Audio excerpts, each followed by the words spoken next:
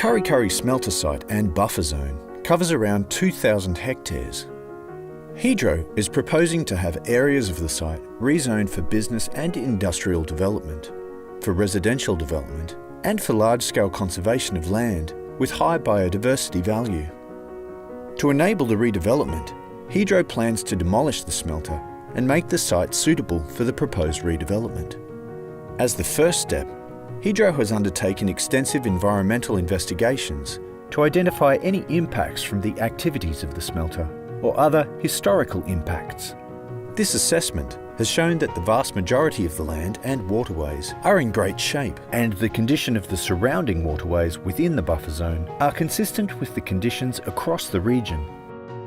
In the buffer zone surrounding the smelter, the investigations found isolated areas where inert materials such as brick and concrete had historically been placed, and areas where impact has occurred from residential use and former landholders, such as the former Kurri Kurri municipal landfill.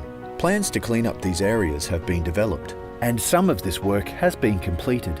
On the smelter site itself, minor impacts have occurred from site activities.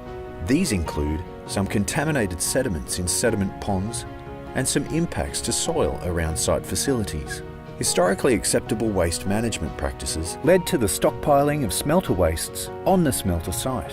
What is now referred to as the capped waste stockpile contains a range of smelter wastes, including spent pot lining, packing coke, spent anodes, and insulation material such as asbestos.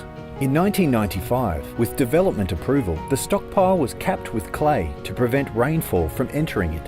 The stockpile continues to be closely monitored, and this has shown that leachate has escaped from the stockpile due to the absence of a base liner.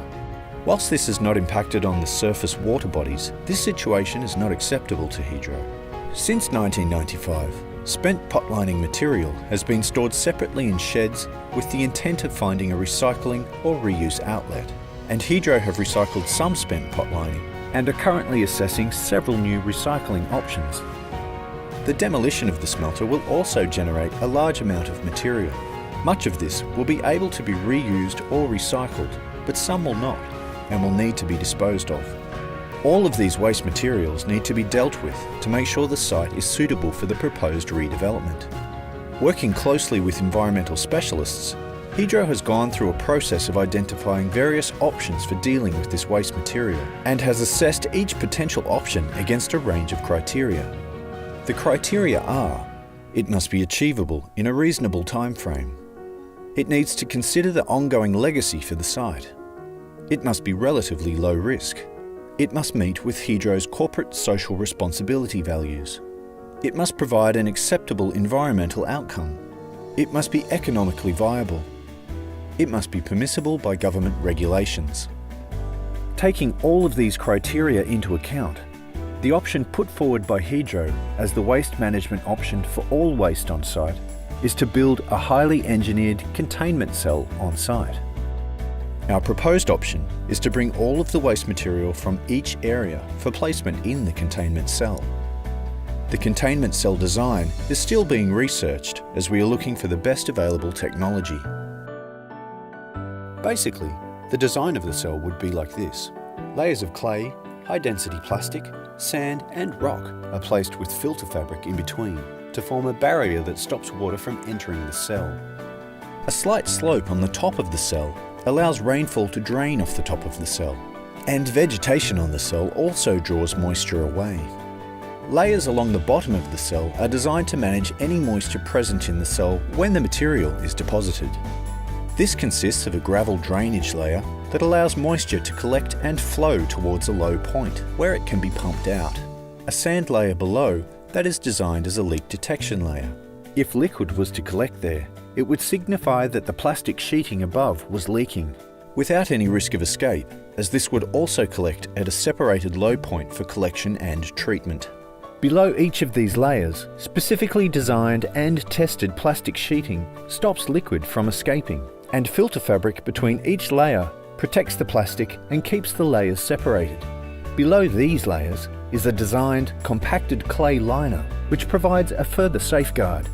A gas collection layer has vents inserted, and this prevents gases from building up inside. Gas generated will be managed appropriately, and options for this are being evaluated as part of the detailed design. As you can see, even the first concept design has several layers that contain and control leachate, extra layers that back up and cover the cell, and more layers beneath to prevent any moisture from leaving the cell. The cap and liner will be connected to form a completely encased cell.